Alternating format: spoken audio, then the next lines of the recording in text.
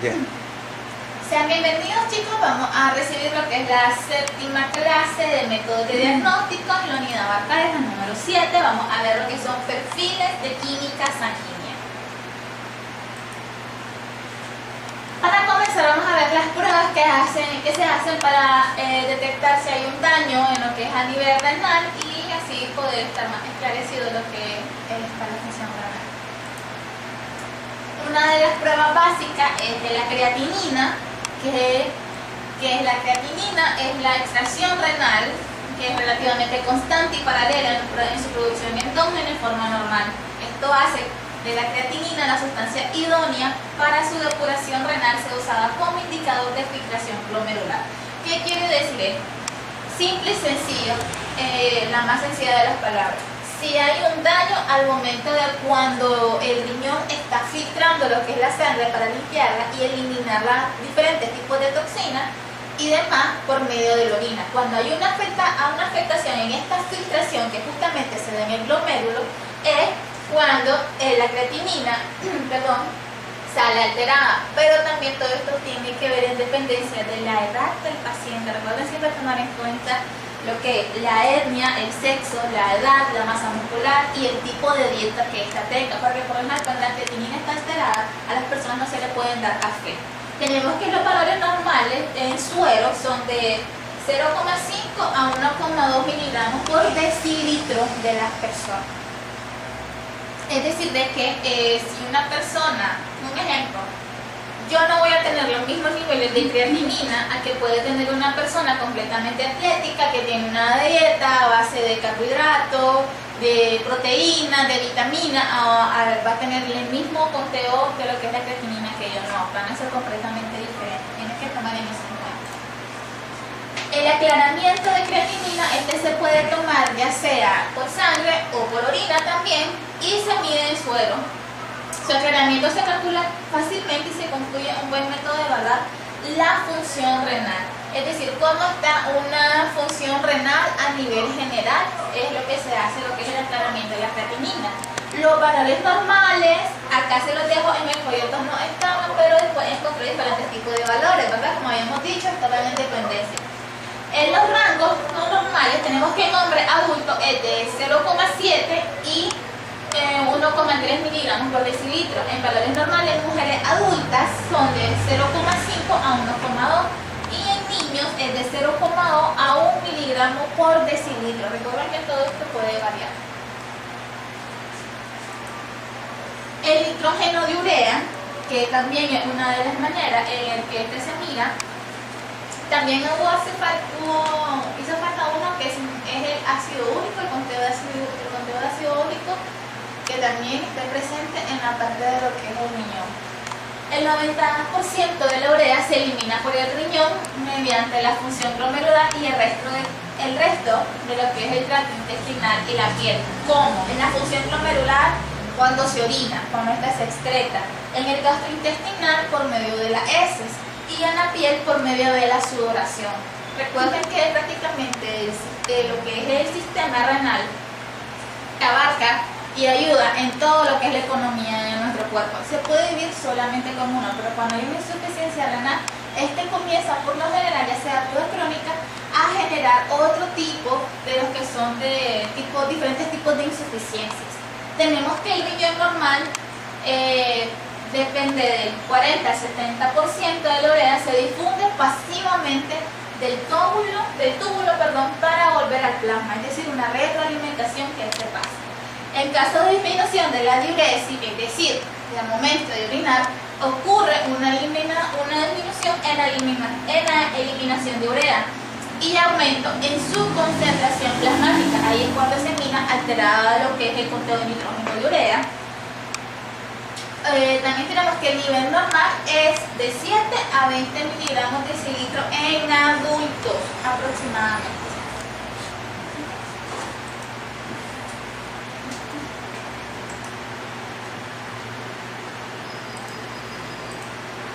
Ahora en el perfil cardíaco, que son las enzimas cardíacas, dentro de las pruebas principales tenemos el CPKMB, simplemente es este tipo de hormona, simplemente es la CP o la CK, y en esta después se le añade, por así decirlo, como un serotipo, una orden más específica que el MB.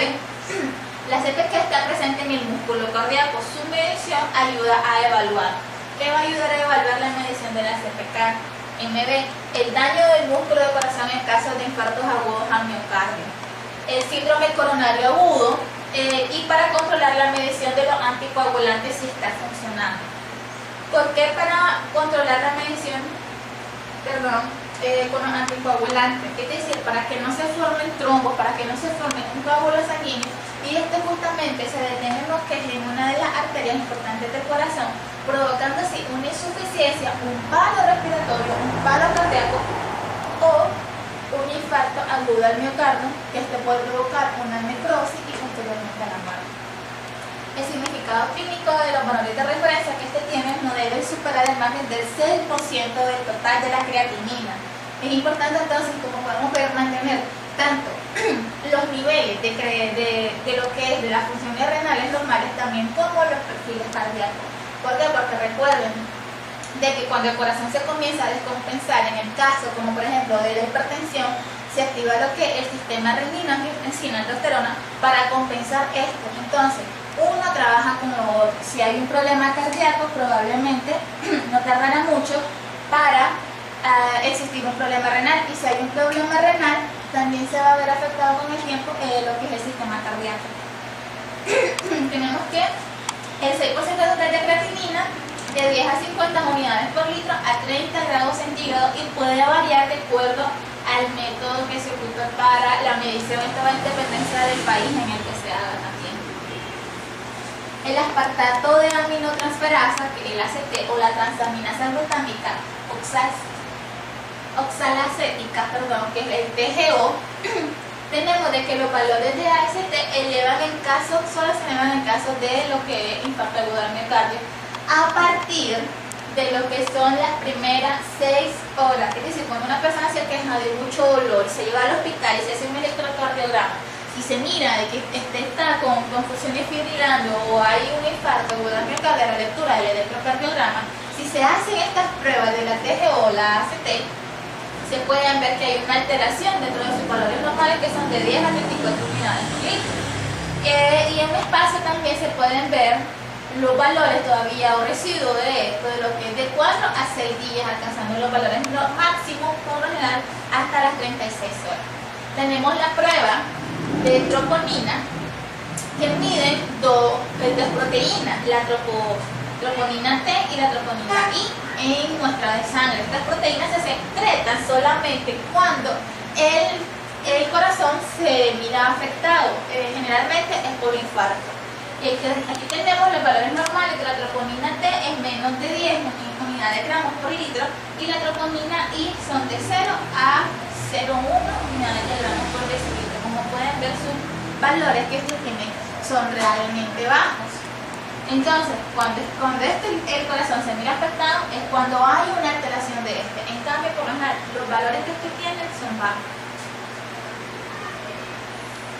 Las pruebas de la función hepática, también hay lo que es el TGO o el AST, se mira también involucrado en lo que es esto, porque debido a que hay enzimas que se liberan tanto en el hígado como en el corazón. Vamos a ver allá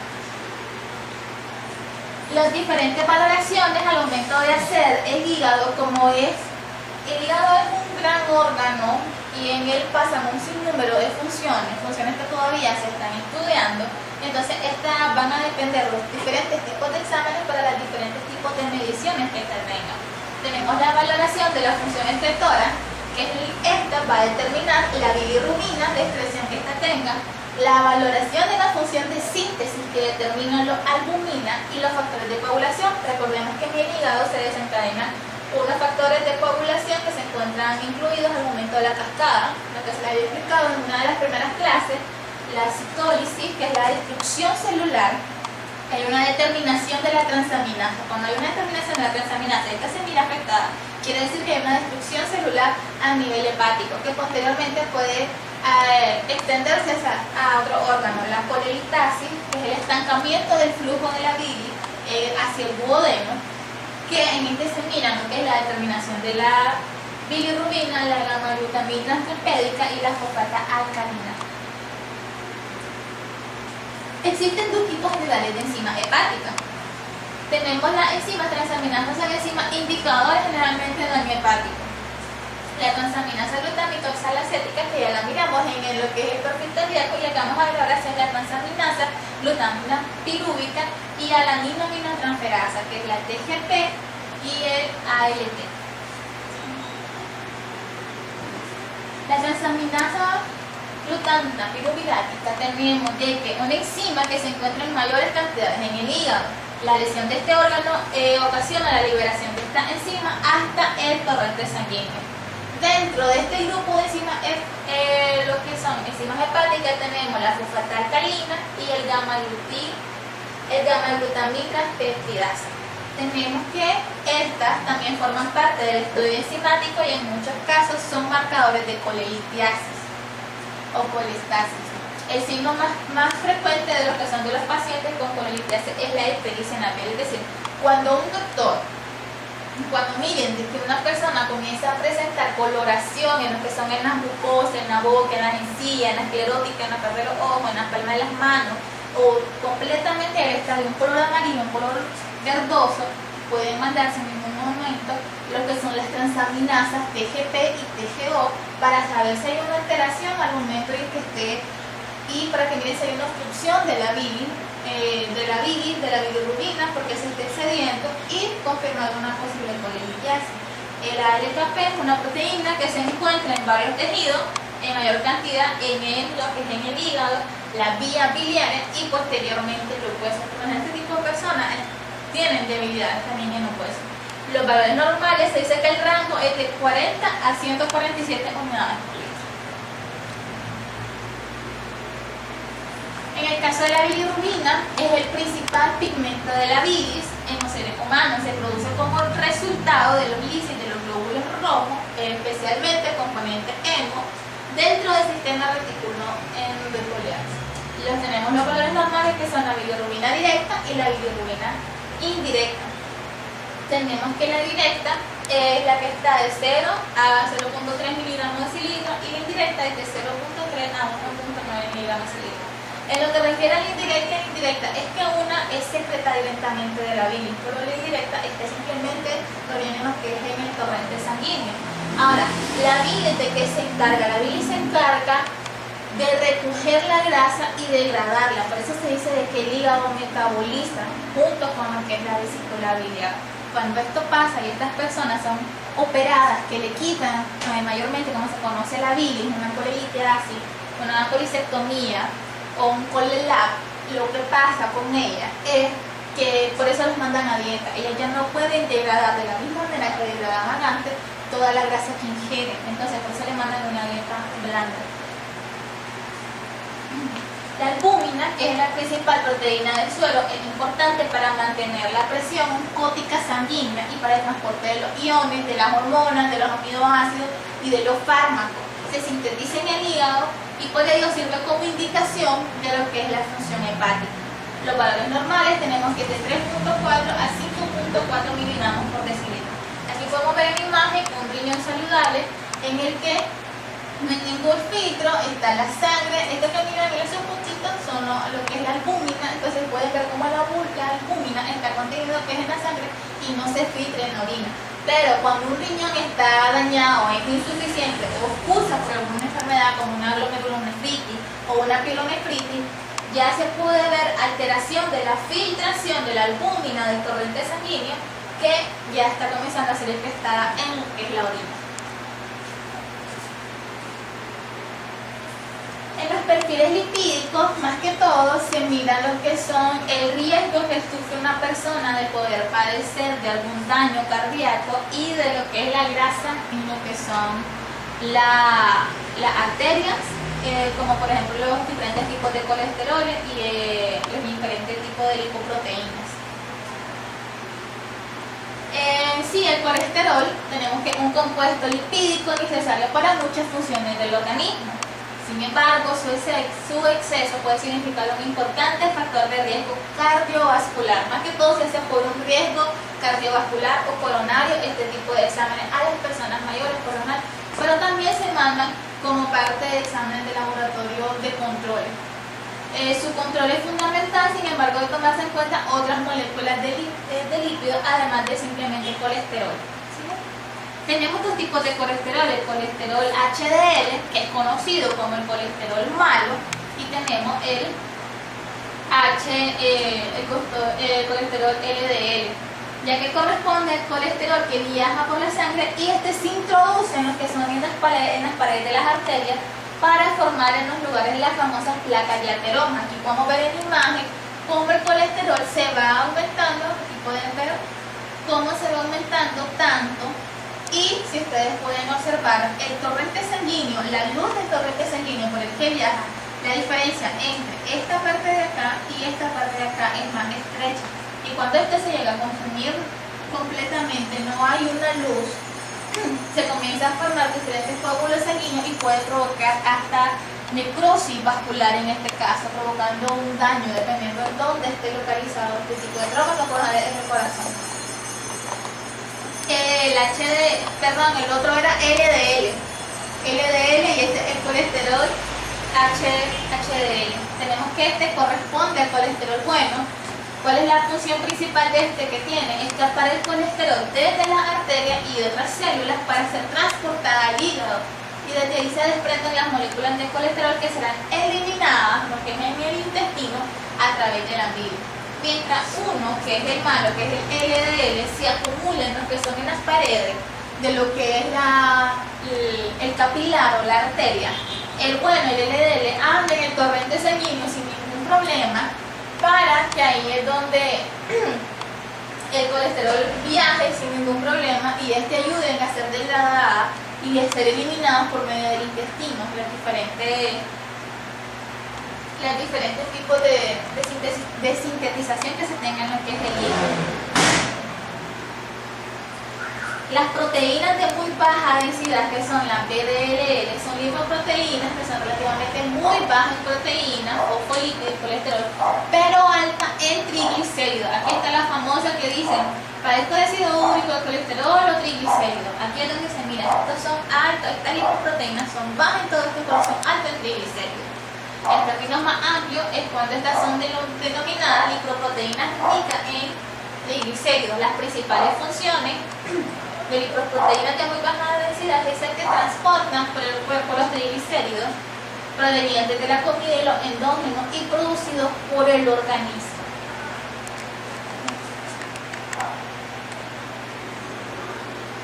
Los triglicéridos en el plasma se derivan de lo que son las grasas que se consumen de los alimentos. Está siempre presente en cada uno de los alimentos, así como el alimento que nosotros comemos a diario nos da la energía necesaria, como habíamos visto en las unidades anteriores, en el caso de la glucosa, que es la que nos da la energía, ¿verdad?, para ser procesada y mantenernos activa durante todo el día.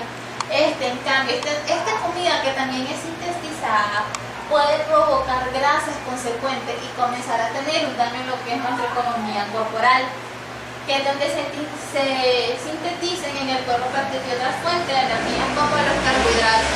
Aquellas personas con dietas ricas en carbohidratos como la pizza, la hamburguesa, el hot dog, papas fritas, etcétera, etcétera, son ricas en carbohidratos y están consumiendo demasiada grasa que su cuerpo no puede llegar a metabolizar completamente. Las razones por las que se realiza este examen con frecuencia indican para determinar el riesgo de desarrollar una cardiopatía, un daño en el corazón, ya sea simplemente una hipertensión, a una coronopatía, también a un posible infarto, etc. El nivel alto de triglicéridos puede llevar al paciente a desarrollar aterosclerosis, un daño en lo que son las paredes, lo cual incrementa el riesgo de falla coronaria y accidente cerebrovascular, es decir, esto se comienza a formar una debilidad en lo que los vasos capilares, y si esta debilidad se produce en lo que es el túnel, las arterias irrigadoras de lo que es el cerebro, entonces va a provocar un posible derrame. Es lo que se conoce el accidente cerebrovascular, como lo que ustedes conocen como derrame. El examen de triglicéridos generalmente se incluye en el perfil de riesgo coronario por lo general. Es por eso que por lo general se lo hacen a los adultos, pero también a los niños que son completamente pequeños, muy gorditos y etcétera, etcétera, etcétera.